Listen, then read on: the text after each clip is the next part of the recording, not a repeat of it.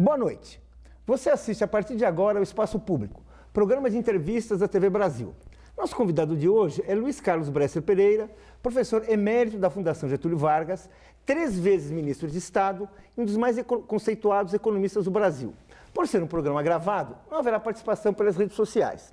Aqui no estúdio de São Paulo, convidamos Priscila Yazbek, jornalista do site da revista Exame.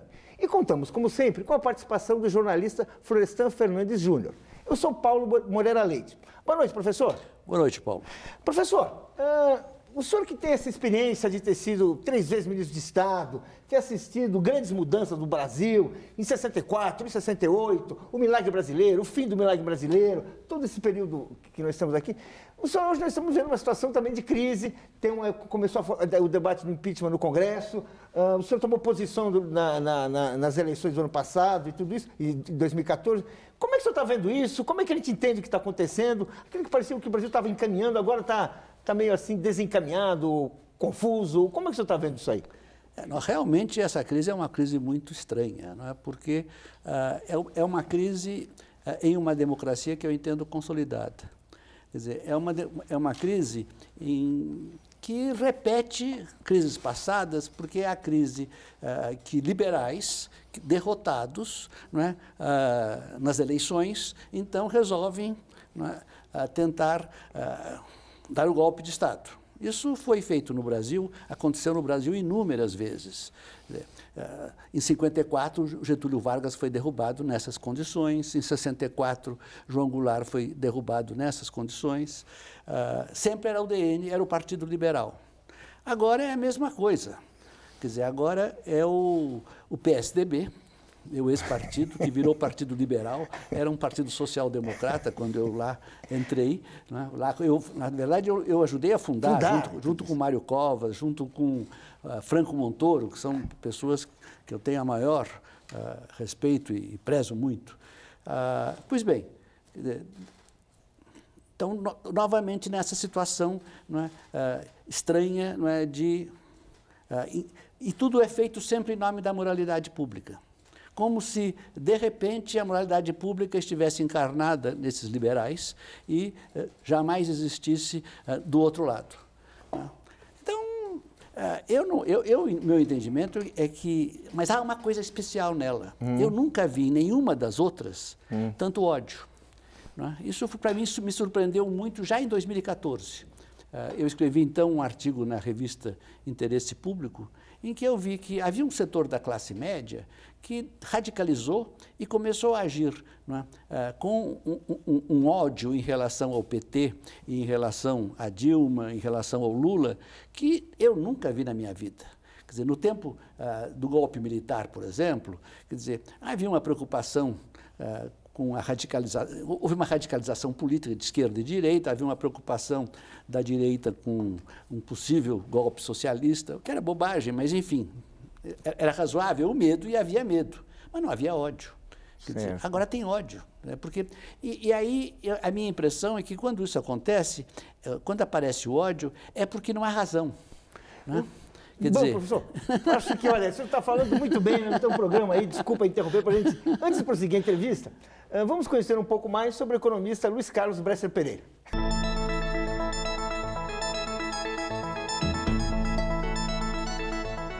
Professor emérito da Fundação Getúlio Vargas, Luiz Carlos Bresser Pereira nasceu em São Paulo em 1934. Formado em Direito pela Universidade de São Paulo, fez mestrado em Administração de Empresas pela Universidade de Michigan, nos Estados Unidos. Bresser Pereira é doutor e livre docente em Economia pela Universidade de São Paulo. Procurando combinar a vida intelectual com a atuação na iniciativa privada e uma intensa atividade na vida pública, tem vários livros publicados. Entre 1965 e 1983, foi diretor do Grupo Pão de Açúcar, uma das principais empresas brasileiras da época. Desde 2003, Bresser apresenta todos os anos um seminário de 1 mês na Escola de Altos Estudos em Ciências Sociais, em Paris.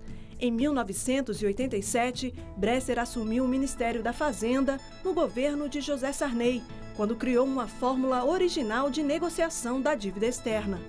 Muito criticada na época, inclusive pela imprensa brasileira, a proposta foi adotada mais tarde pelo governo de George Bush pai, na presidência dos Estados Unidos, então principal credor do país, com o nome de Plano Brady.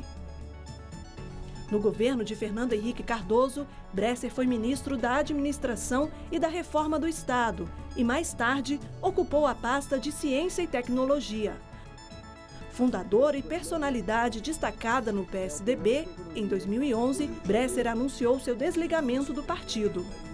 Em setembro de 2014, ele anunciou seu voto na candidata Dilma Rousseff, do Partido dos Trabalhadores.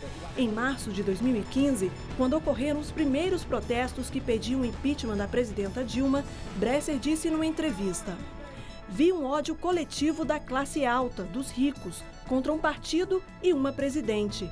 Não era preocupação ou medo, era ódio. Esse ódio decorreu do fato de se ter um governo pela primeira vez que é de centro-esquerda e que se conservou de esquerda. Fez compromissos, mas não se entregou. Continua defendendo os pobres contra os ricos." Ministro, não é comum a gente fazer isso, mas eu vou fazer. Queria parabenizá-lo pela sua coerência, porque eu conheço o senhor desde que eu comecei no jornalismo, e o senhor manteve uma posição social-democrata e está aqui certamente representando aquela origem, que o senhor lembrou bem, do Montoro, do Mário Covas, né? E de uma época em que a centro-esquerda e a esquerda conviviam pacificamente e de uma maneira colaborativa até. Isso. Achei interessante essa sua frase, porque muita gente diz que o Lula foi uma espécie de amortecedor da luta de classes. Com a possibilidade da Dilma sofrer um processo de impeachment, ter que sair do poder, e o Lula também sair de cena, você acha que o Brasil corre o risco dessa luta se amplificar, ficar mais dura? Então, veja, essa ideia de que o Lula foi um amortecedor da luta de classes, isso um pouco é verdade, mas isso é uma coisa absolutamente inevitável no capitalismo. Quer dizer, quando nós temos um regime capitalista, quer dizer, nós temos uma classe dirigente que é a classe dos empresários.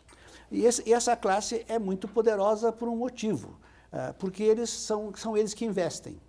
80%, no Brasil atualmente é 90% do investimento, aliás, muito pouco total, são feitos pelos empresários, só 10% é feita pelo governo, o que é muito pouco. E se você fizer um governo contra eles, né, eles param de investir e a economia entra em colapso. Né? Então, diante disso, né, todo governo de esquerda, social-democrática, que chega ao poder em qualquer país do mundo, fundamentalmente na Europa, é lá que houve muitos países que foram governados por muito tempo, ou são governados por partidos social-democratas, eles têm que fazer um acordo com a classe dirigente. Eles não podem levar adiante a luta de classes, eles têm que fazer coalizões de classe. Quer dizer, e essa ideia de coalizão de classe é uma coisa que, no caso brasileiro, é anterior à ideia da social-democracia. Isso surgiu muito fortemente com Getúlio Vargas. Quer dizer, quando Getúlio Vargas chegou ao poder nos anos 30, quer dizer, ele tinha como grande projeto a industrialização. E para levar adiante isso, ele fez uma coalizão de classes somando os empresários industriais, os trabalhadores urbanos, a burocracia pública e alguns setores da velha oligarquia que não eram exportadores de commodities. E isso foi um acordo. Mas era um acordo, você pode dizer, conservador. O Lula tentou fazer um acordo desenvolvimentista progressista, né? E quase conseguiu. Né? Infelizmente, nos últimos 3 anos, a coisa desandou. E por que desandou? Já que o senhor falou, desculpa interromper, por que desandou? Já que o senhor falou, vamos entrar aí. Então, veja, quando é que nos perdemos, né? Uma coisa que é importante é entender que o Brasil, desde 1980, vem crescendo muito pouco. O Brasil fez a sua revolução capitalista, a sua revolução nacional e industrial entre 1930 e 80. Primeiro, no esquema do Getúlio Vargas, completado por Juscelino, e depois no esquema dos militares.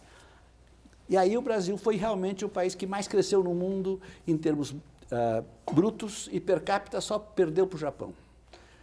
A Agora, crescia 4,1% ao ano. Per capita? Per capita, 4,1% per capita. É bastante. Agora, desde 1980, cresce a 1% per capita. Desde 94, a mesma coisa se tirar 5 anos de... até menos, se tirar os 5 anos do boom de commodities, que foi os únicos anos que o Brasil cresceu razoavelmente. Fora disso, um crescimento muito baixo. Quer dizer, isso é uma coisa muito ruim. Quer dizer, eu chamo isso de semi-estagnação. Eu percebi isso pela primeira vez quando eu publiquei meu livro Macroeconomia da Estagnação, que é uma análise muito completa e totalmente feita, estruturada para fazer um livro, que eu publiquei em 2007. Estava muito claro para mim que a economia brasileira estava numa semi-estagnação, crescia muito pouco. Quer dizer, e aí então eu busquei as causas disso. Então, a gente pode discutir em seguida, mas...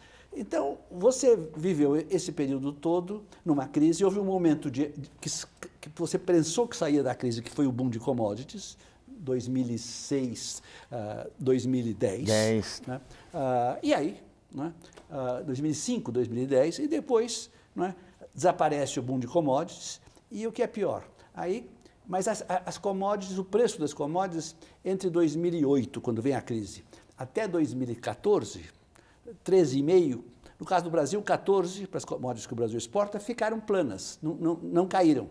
Aí que chegou em 14%, foi uma queda violenta na soja, no minério de ferro e no petróleo.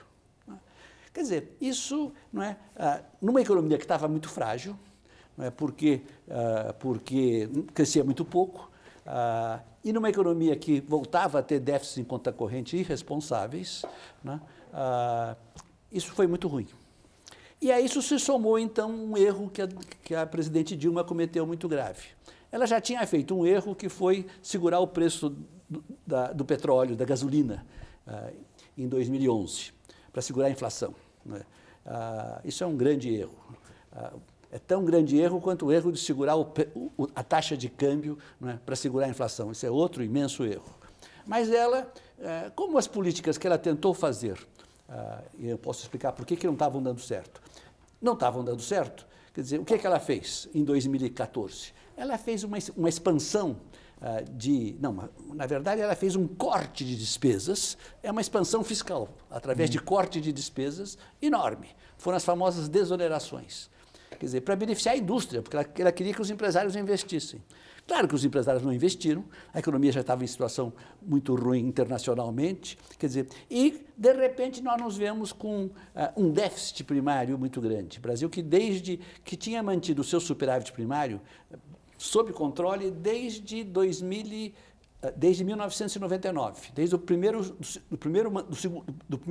ano do segundo mandato do Fernando Henrique. A partir dali, 99 até 2013, nós estávamos com a nossa situação fiscal bem. De repente, a Dilma estragou tudo no último ano. E o senhor acha que isso acontece um pouco porque a gente teve um modelo de crescimento econômico muito baseado aí nas commodities e a gente não baseou muito o modelo num crescimento voltado para serviços ou especificamente para tecnologia?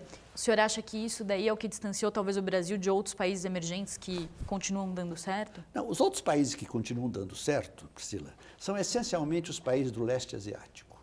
Né? São 3 países do leste asiático, a Coreia do Sul, Taiwan e Singapura, hoje já são países ricos. E a China não é ainda, mas continua crescendo muito fortemente, diminuiu o seu crescimento. Depois disso, agora tem a Índia, que não é leste, que está também nesses últimos anos crescendo bastante. Aqui no caso do Brasil, quer dizer, e o que é o crescimento econômico? Como é que acontece o crescimento econômico? O crescimento é o aumento da produtividade, aumentar a produção per capita, produtividade, isso é desenvolvimento econômico. Agora, como é que aumenta a produtividade de um país?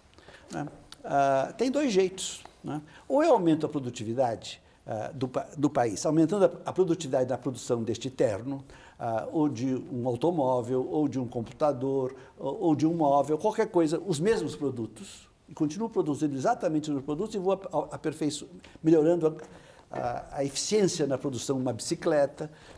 E há um outro jeito, que é transferindo mão de obra de atividades de setores de baixo valor adicionado per capita, portanto, baixa produtividade, para setores de alta.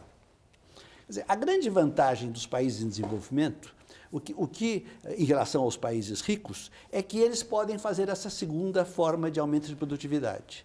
Quer dizer, e, portanto, podem ter taxas de crescimento muito maior. Foi por isso que a industrialização é o processo de desenvolvimento, né? Porque a industrialização é a transferência de mão de obra da agricultura para a indústria. Quer dizer, nos últimos anos, nos últimos 20 anos, surgiu um setor de serviços também sofisticados tecnologicamente com alto valor adicionado per capita. Portanto, então, se você transferir mão de obra também para esses setores, para o setor de serviços de internet, para o setor de serviços financeiros, ou de serviços de advocacia, né? Também isso é bom, especialmente se eles forem serviços que podem ser vendidos internacionalmente. É por isso que eu, em vez de falar em industrialização, eu muitas vezes uso a expressão sofisticação produtiva. Agora, o que acontece é que esta é a visão dos economistas desenvolvimentistas. Que são... Quer dizer, dos bons e dos ruins, porque tem dos dois tipos, né?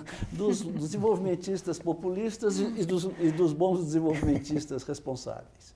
Quer dizer, acontece que os economistas liberais, ou ortodoxos, ou liberal-ortodoxos, eles dizem que não é nada disso, que o mercado é que resolva o que deve produzir. E se o mercado estava resolvendo que o Brasil devia produzir commodities, né, e acabar com a sua indústria, está ótimo. Isso é um escândalo, é uma loucura completa. Esses economistas mas eles liberais... pensam nisso, continuam pensando nisso. Né? E por que eles são hegemônicos, professor? Porque eles pensam isso assim, mas a gente vai ler, você lê o jornal, é esse o pensamento hegemônico. Você entrevista o senhor, não é, mas 80% dos economistas que ele puser tirar por sorteio vai dar. Por que essa força hegemônica, tem essa hegemonia tão grande aí?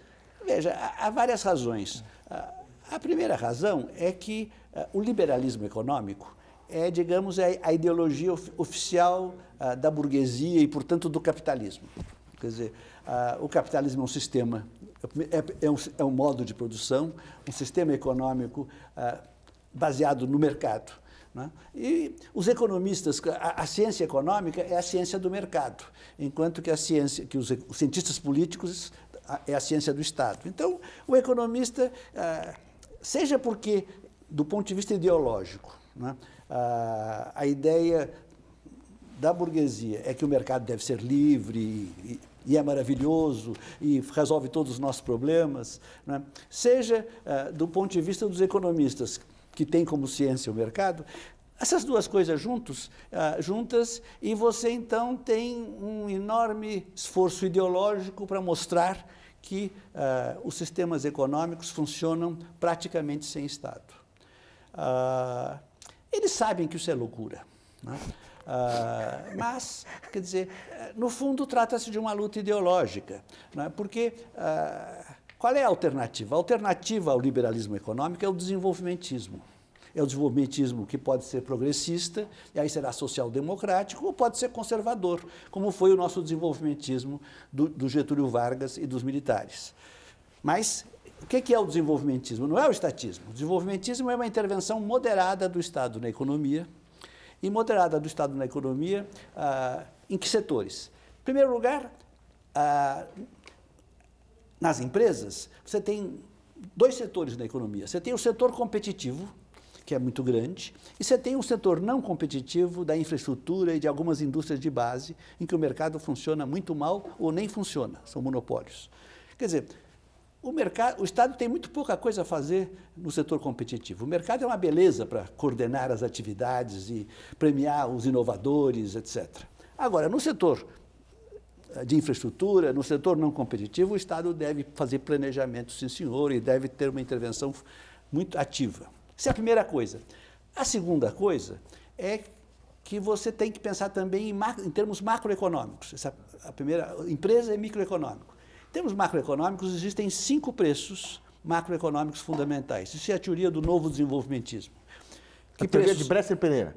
Não, agora já é mais que Pereira. também, é mais que Bresser Pereira. De Bresser Pereira. Tá bom, é mais. Então você tem a taxa de lucro, a taxa de juros, a taxa de câmbio, a taxa de salários e a taxa de inflação. Esses são os 5 preços macroeconômicos. E o que a gente verifica, assim, de forma absolutamente indiscutível, é que o mercado é incapaz de manter esses 5 preços no equilíbrio. Então, deve haver uma política macroeconômica muito ativa para manter esses 5 preços. Quer dizer, agora, os economistas liberais não querem saber disso. Quer dizer... Professor, a professora Laura de Carvalho gravou uma pergunta para o senhor. Vamos colocar ela na roda também. É minha amiga. Isso.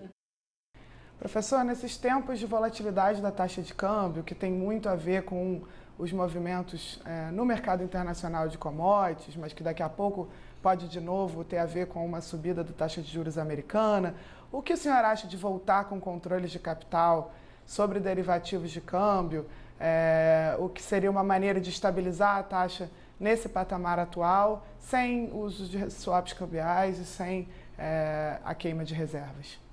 Então, Laura, eu acho que seria bom ter os controles de entrada e saída, principalmente de entrada de capitais. Mas, definitivamente, não é essa, para mim, não é essa a política cambial fundamental. Quer dizer, controles de cambiais é a política que Keynes defendeu, controles de capitais, é a política que os meus amigos keynesianos, como a Laura, quer dizer, defendem e eu também defendo. Mas o que eu verifiquei nesse novo desenvolvimentismo é que nos países em desenvolvimento existe uma tendência ao câmbio se apreciar. Ciclicamente, quer dizer, você vai de crise em crise, porque quando você tem uma crise... Isso quer dizer que o dólar vai ficando mais barato e a moeda nacional vai ficando mais cara. Vai ficando Isso vai apreciando, e aí, quer dizer...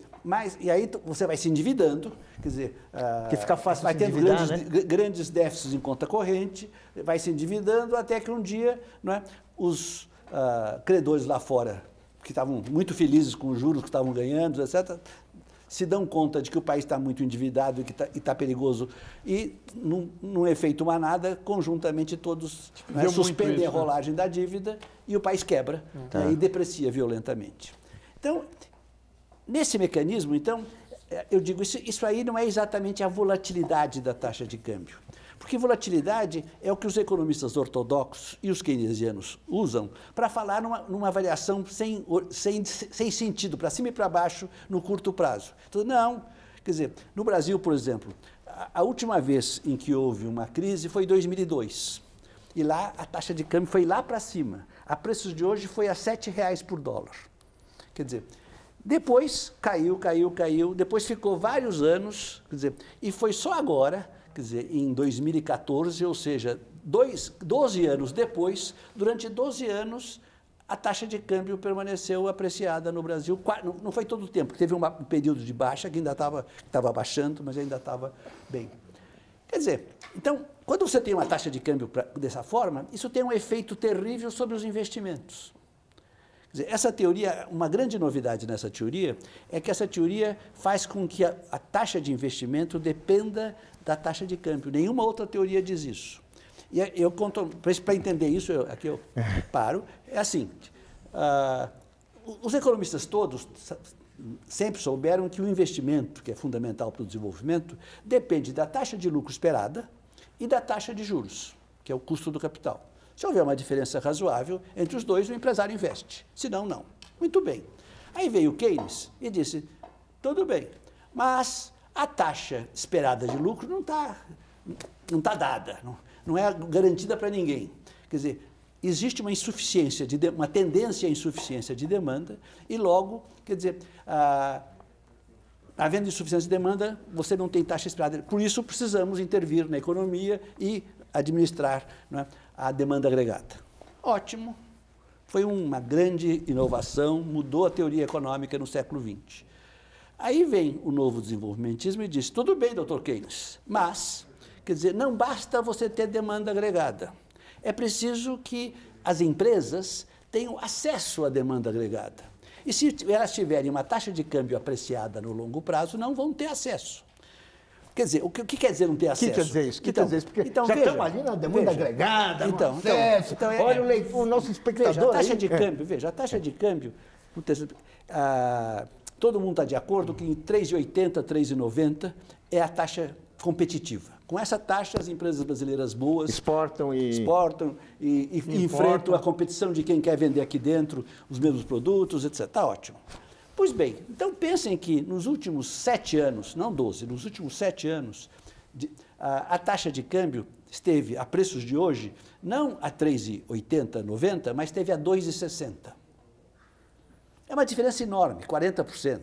Ora, na hora que o empresário, nesse período, ia fazer as suas contas, ele via se eu vou investir ou não, eu vou produzir tal produto, tal. Ele fazia as contas e via que o custo deles não daria para fazer aquilo porque era mais barato importar. E os importadores importariam e ele perdia, porque estava 2,60 e não 3,80 ou 3,90. Quer dizer, o câmbio teria que ser uma espécie de barreira, aí nós estamos falando assim. Não, o câmbio é uma relação entre duas moedas, claro, mas é uma relação de duas moedas que deve tornar competitivas as empresas competentes do seu país.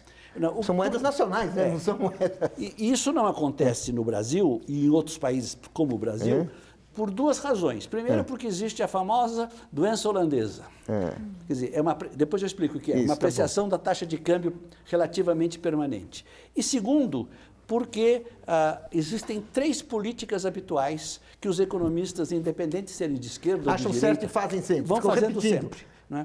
E que é um desastre. Quais são essas 3 políticas habituais? Né? Uma é a política de crescer com poupança externa. Política de crescimento é sinal de crescer com déficit em conta corrente.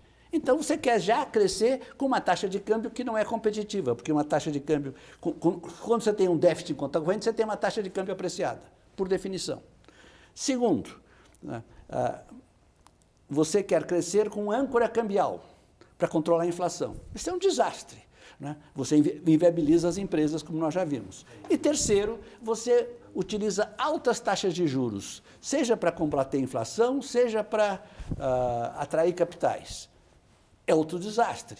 Né? Então, professor, eu gostaria de trazer para a nossa conversa a questão da crise econômica mundial, né? Que é uma crise que eu acho que é do capitalismo no momento que ele não tem mais referências de oposição, ou seja, com o fim do leste europeu, com a proposta de sociedades socialistas, o capitalismo acabou mudando suas feições e hoje está na mão de grupos financeiros, né? A gente vê o resultado disso na Europa, onde países como Espanha, Portugal, Grécia e mesmo na própria Alemanha, o desemprego é muito grande. Qual o futuro do capitalismo e qual o papel do Brasil nesse quadro mundial? Então, em relação ao capitalismo, houve essa grande crise em 2008. Né? E foi a crise do neoliberalismo. Ou seja, a partir depois da guerra, nós temos primeiro os anos dourados do capitalismo, que vai até meados dos anos 70. É um período da social-democracia, é um período do segundo desenvolvimentismo, porque todos os estados tinham uma intervenção moderada na economia, não só na área de distribuição, né, igualdade, mas também na área da produção. Aí houve uma crise nos anos 70, especialmente nos Estados Unidos, uma redução das taxas de lucro, quer dizer, uma inflação mais alta do que se esperava, e seja por essas e aquelas, o fato é que o liberalismo econômico, agora chamado neodesenvolvimentismo, assumiu o poder nos Estados Unidos, na Inglaterra, com Reagan e Thatcher. E nós vivemos, né, até 2008, os anos neoliberais. O que aconteceu nesses anos? As taxas de crescimento foram muito menores do que as taxas de crescimento do período dos anos dourados. As crises econômicas, financeiras, aumentaram de uma maneira brutal. Há um livro de Rogoff e Reinhardt, que foi publicado com grande publicidade, é um bom livro, logo após a crise de 2008, eles são especialistas em crises financeiras e ele tem um quadro mostrando as crises no tempo. Entre 1940, desde 30 até 1970, as crises são quase nada. Por quê? Porque havia Bretton Woods, porque havia uma política de câmbios fixos e uma administração muito cuidadosa disso. Aí, quando chega nos anos 80, neoliberalismo quer dizer liberalização. E liberalização, eles fizeram a liberalização financeira, além da comercial, fizeram a financeira, isso lá no norte. Quer dizer, e quando eles fizeram, eles ficaram tão felizes que chamaram, isso foi em 1986, basicamente, tanto na Inglaterra quanto nos Estados Unidos, que eles chamaram isso de Big Bang. Não? Ah, é? E realmente foi um Big Bang. Foi um Big Bang, foi um desastre.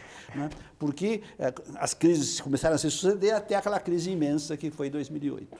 Quer dizer, então, desde esse momento a coisa mudou. Quer dizer, primeiro descobriu-se que o Estado era fundamental. Foi o Estado que foi salvar os bancos, foi o Estado que foi fazer políticas contracíclicas para evitar uma crise tão grande quanto a crise de 1930. Né? É o Estado que está intervindo de várias maneiras. Quer dizer, então, já não estamos mais no neoliberalismo clássico. Eu gostaria só de fazer um rápido intervalo, mas voltar em instantes, continuando essa conversa cada vez mais animada, né, com o economista Luiz Carlos Bresser Pereira. Não saia daí.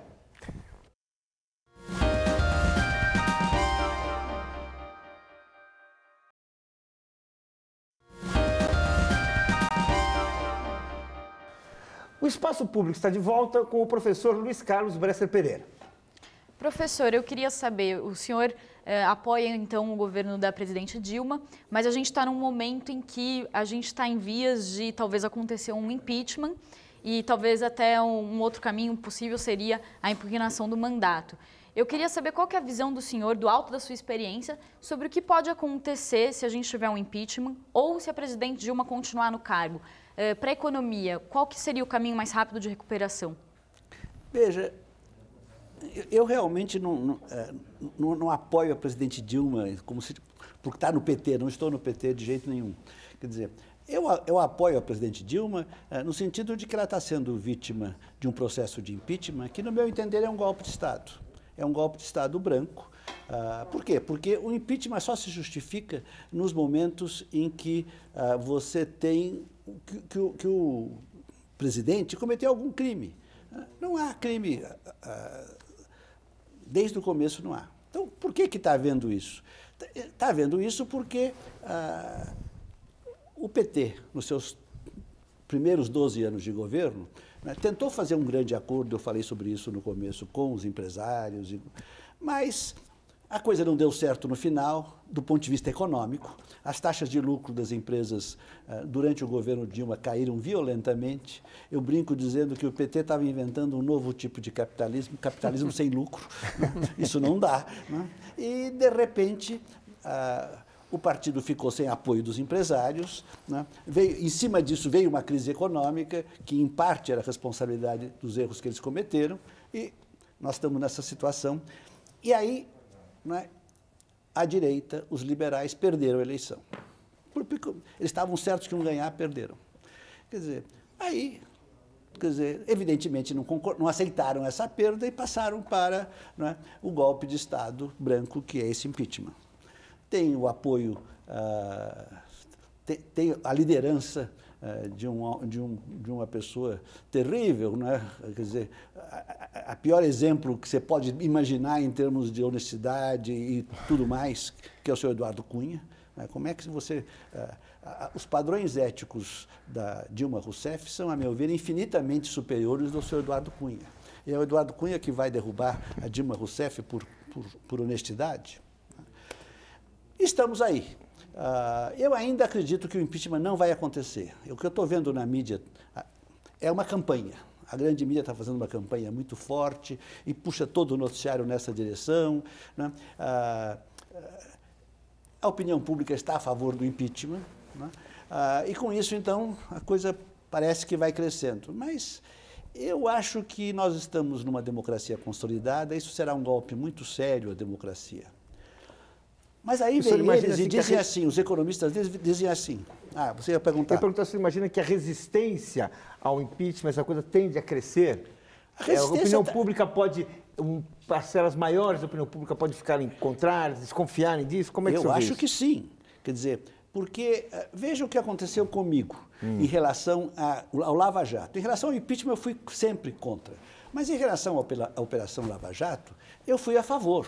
E não só fui a favor, fiquei entusiasmado com o que estava sendo feito. E quando vi que descobriram uma porção de crimes e que processaram e depois condenaram e puseram na cadeia empresários e políticos, falei, maravilha, né? Aí, de repente, eu percebo que o juiz Moro estavam absolutamente se excedendo, né? Isso ficou muito mais claro em relação ao episódio do Lula, dos apartamentos, do ridículo, da ridícula questão do sítio do Lula. Do triplex.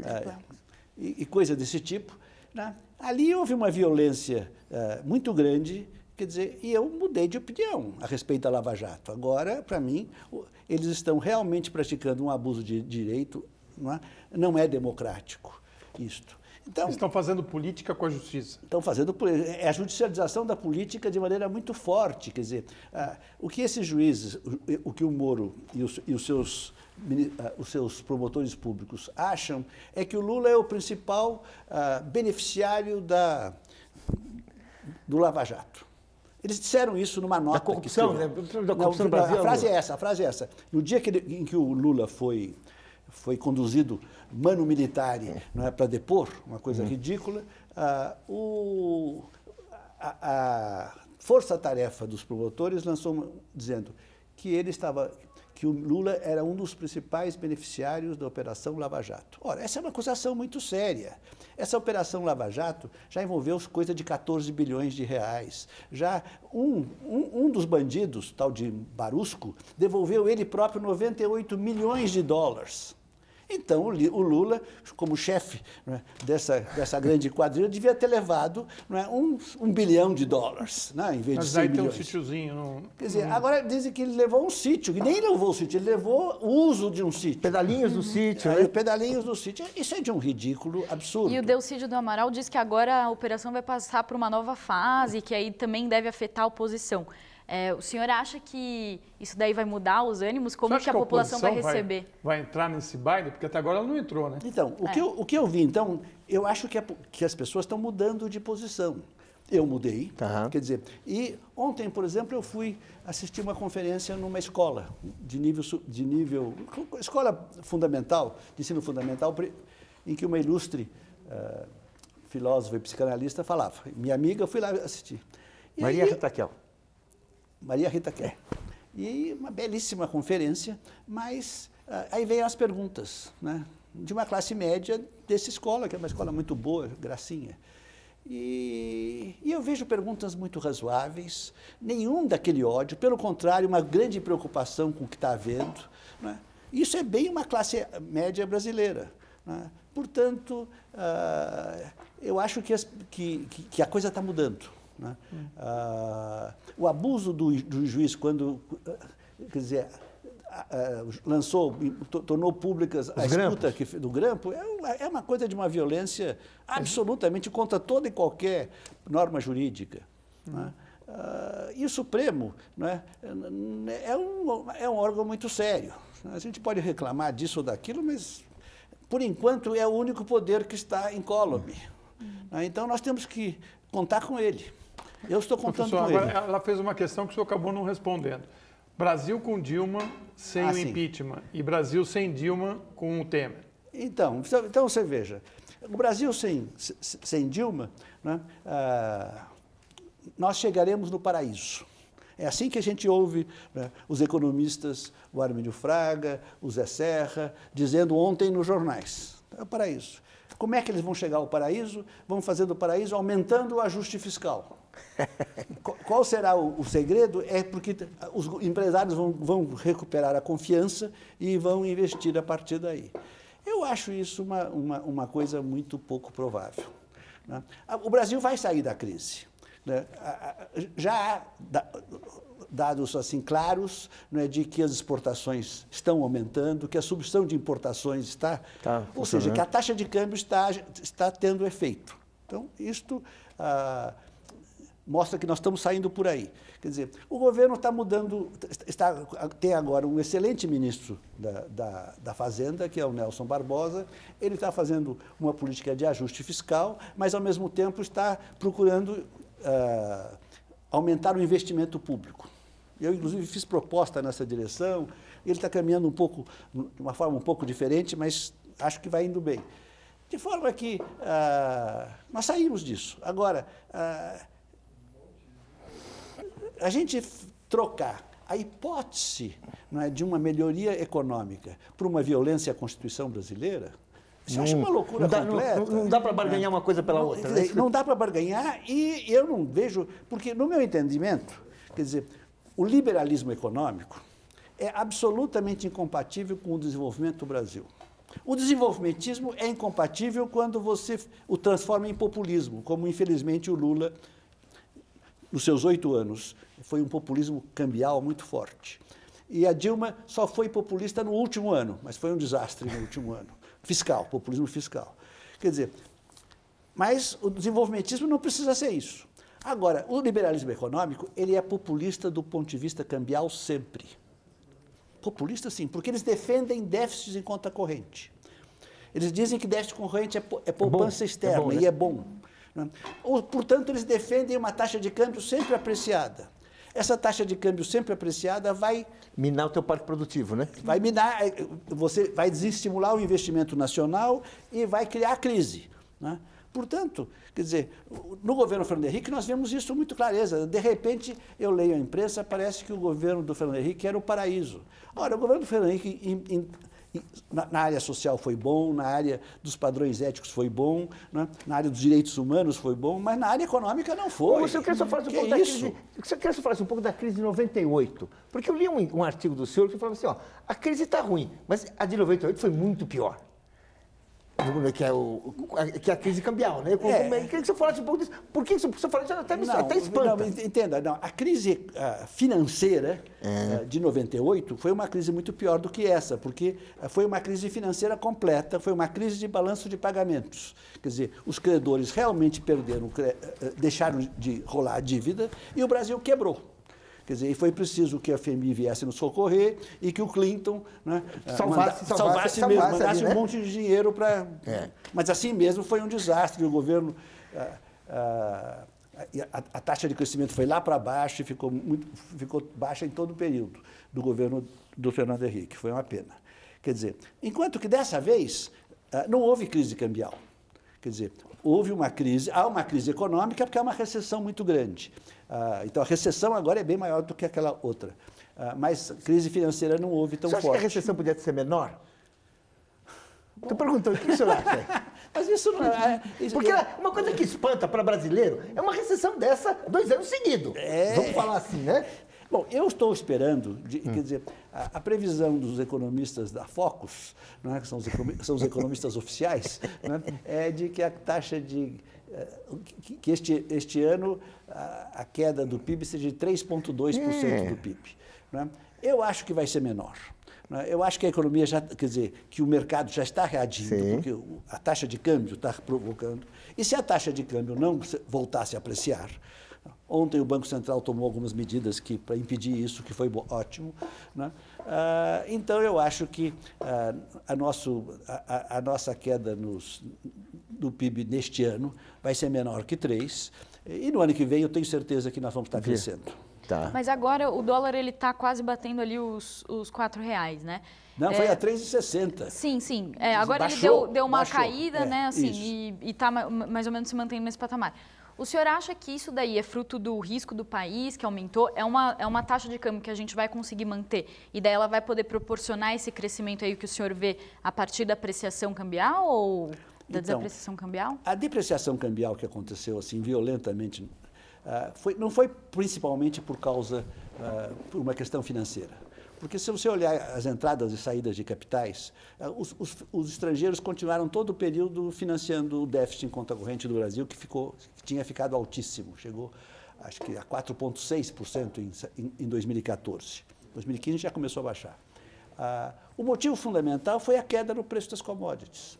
Porque quando você transforma o Brasil, como nós, de uma maneira, absolutamente fizemos. Nós transformamos o Brasil, que era um grande país exportador de manufaturas, nós transformamos novamente e viramos um país exportador de commodities. E quem determina a taxa de câmbio, então, brasileira, são as commodities que nós exportamos. E é o preço internacional das commodities. Quando o preço internacional das commodities cai assim violentamente como caiu, né, quer dizer, para que essas atividades continuem minimamente lucrativas e o país possa continuar produzindo soja, produzindo minério de ferro ou exportando petróleo, quer dizer, ela precisa que o câmbio aprecie. E isso acontece de acordo com as leis do mercado, porque imediatamente foi isso que aconteceu conosco, né? Tem um elemento também financeiro, mas que, a meu ver, é secundário, não é o principal. Agora, nós tínhamos uma taxa de desemprego muito baixa, né, até 2014, né? Até 14. O senhor acha que a gente vai conseguir retomar esse crescimento a ponto de termos uma taxa menor de desemprego? Sim, quando nós voltarmos a crescer em 2017, e aí todo o problema é saber o que nós queremos do Brasil. Porque, veja, o que as elites querem do Brasil em termos econômicos? Elas querem um crescimento de 1%. Para elas está mais que bom 1% per capita, dá uns 2% na média. Né? Porque eles continuam muito ricos, eles continuam com todos os privilégios, eles continuam viajando permanentemente para o exterior, está tudo ótimo. Né? Enriquecendo em dólar também, né? Porque isso daí é uma economia. Eles continuam, agora, o que interessa para os brasileiros? Quer dizer, os brasileiros precisam de uma taxa de crescimento muito maior, precisam de uma taxa de crescimento de 3% per capita. Uma distribuição de renda maior também. Não, mas isso é outra coisa. Claro que precisa de distribuição de renda, mas para você fazer distribuição de renda, sem crescimento é muito difícil. Quando você tem crescimento, então você pode fazer com que os pobres cresçam um pouco mais do que os ricos, mas está todo mundo feliz. Né? Quer dizer, então, a questão é que as elites brasileiras estão felizes com o liberalismo econômico e com uma taxa de crescimento de 1%, que é o que eles podem dar, dadas as crises que vão acontecendo, etc.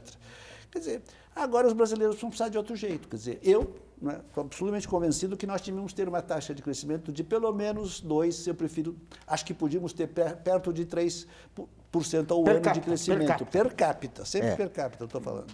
Quer dizer, isso muda completamente as perspectivas, porque para os pobres o desenvolvimento é absolutamente fundamental, para os ricos não é. Essa é uma coisa que as pessoas esquecem. Né? Quer dizer, a gente vai se acostumando, a gente começa a pensar no Brasil como se nós estivéssemos nos Estados Unidos ou na França.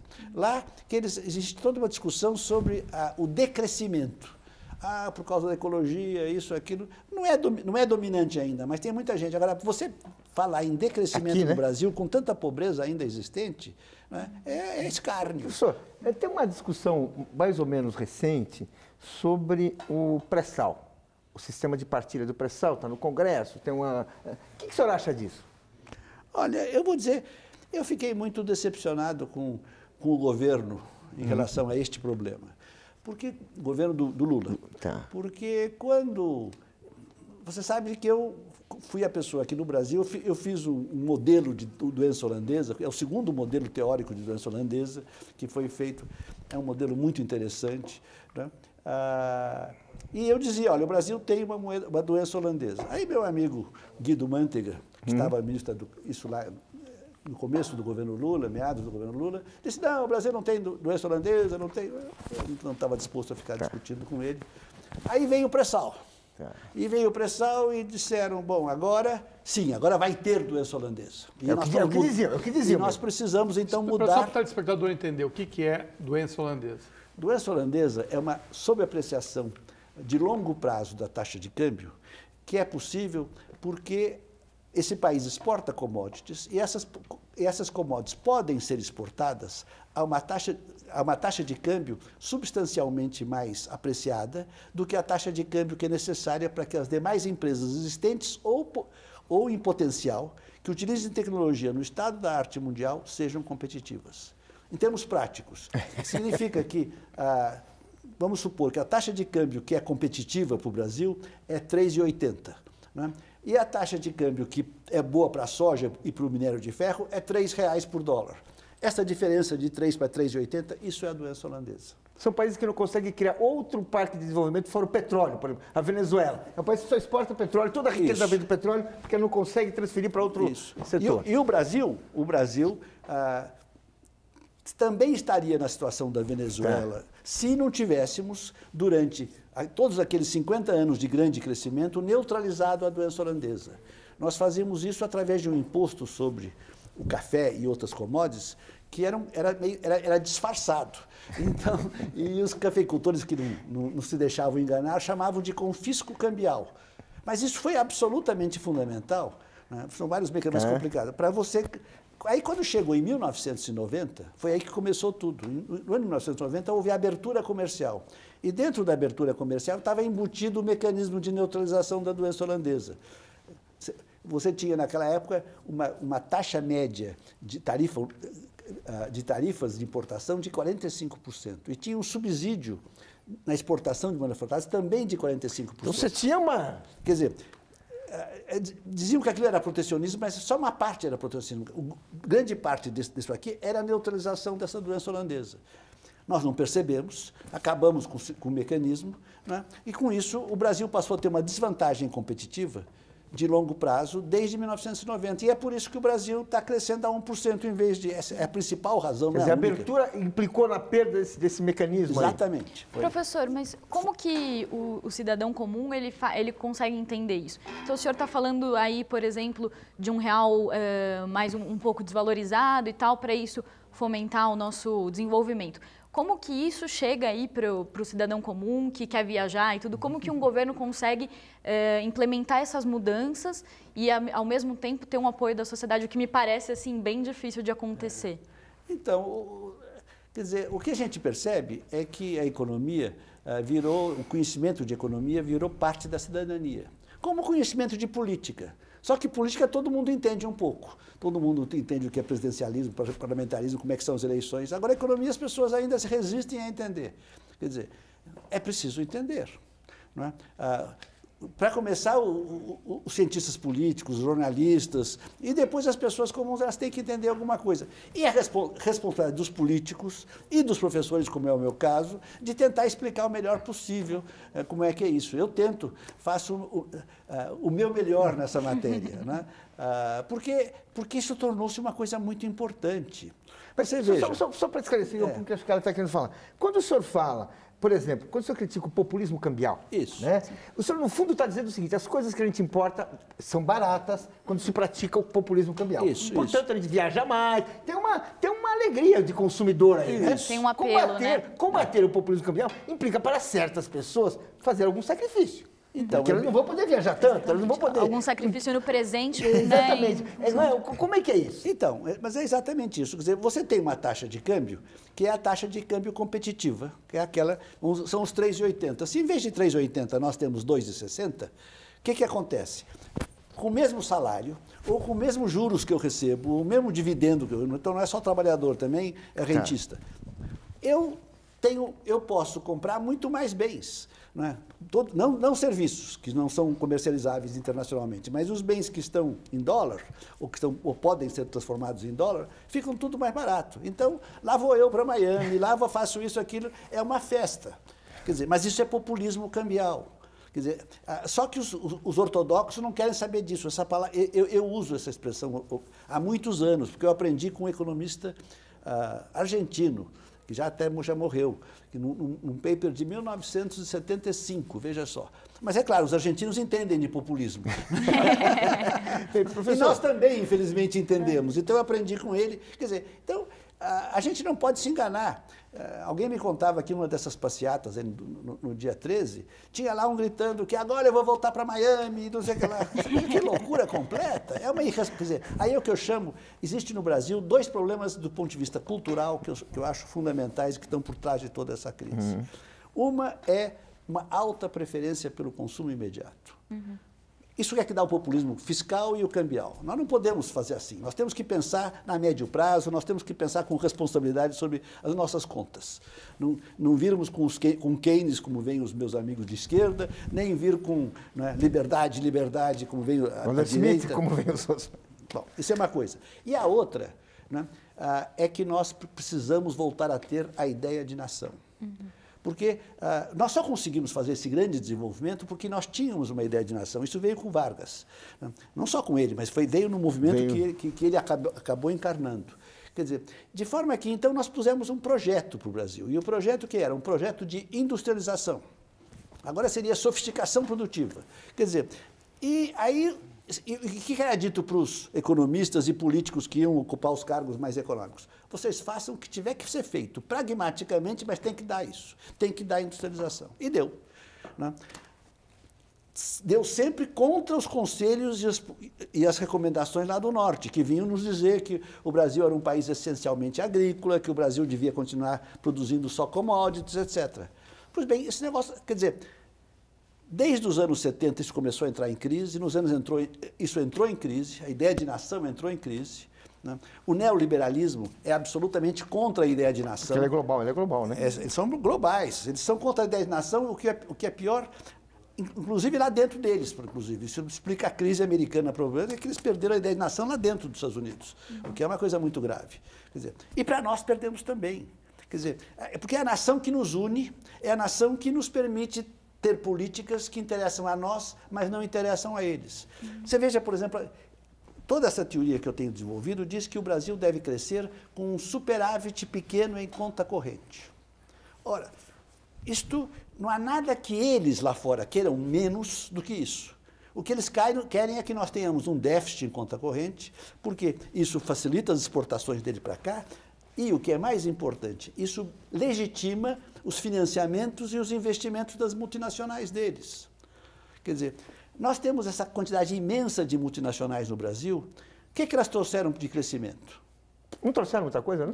Muito pouco, muito pouco. De um modo geral, eu acho que elas foram mais prejudiciais do que trouxeram desenvolvimento, porque elas, quer dizer, vieram junto com esse financiamento do consumo. Quer dizer, no fundo, déficit em conta corrente, eles dizem que é para financiar investimento. Mentira. Déficit em conta corrente é para financiar consumo. Quer dizer, eu descobri isso no governo, no começo, depois que terminou o primeiro mandato do governo Lula, do governo Fernando Henrique, que eu participei, né, em 2001. De repente eu percebi o seguinte, o Fernando Henrique, quando chegou no governo, disse, vou crescer com poupança externa, ou seja, com um déficit de conta corrente financiado. De fato, eu tinha zero de conta corrente em 94, tinha 4,7% de déficit de conta corrente em 99. Um aumento muito grande. Isso devia dar um aumento muito grande na poupança e no investimento do Brasil. Coisa nenhuma. Ainda que quase 60% desse financiamento foi feito por multinacionais. Mas a taxa de poupança e de investimento ficou igual. Bem, nós queremos agradecer ao nosso convidado de hoje, o economista Bresser Pereira. Realmente teremos mais um programa para fazer, tantas ideias que vem aí.